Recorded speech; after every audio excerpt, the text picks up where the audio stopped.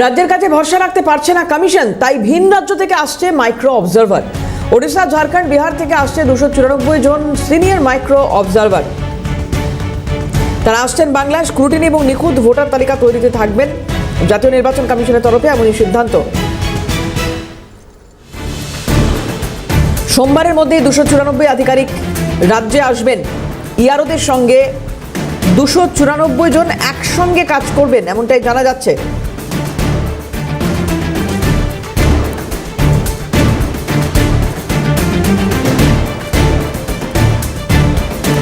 বিজেপির তৃণমূলের রাজ্য সহসভাপতি জয়প্রকাশ মজুমদার কি বলছেন শুনবো।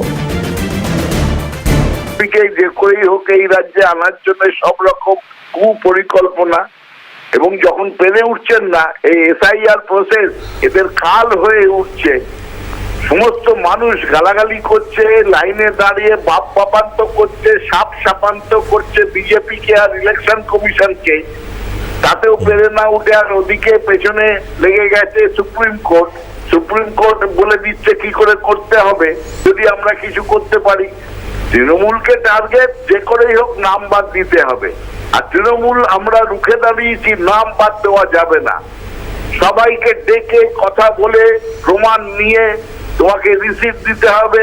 ওই রকম বিজেপির কথায় নাম বাদ দিয়ে দিলাম, এসব চলবে না।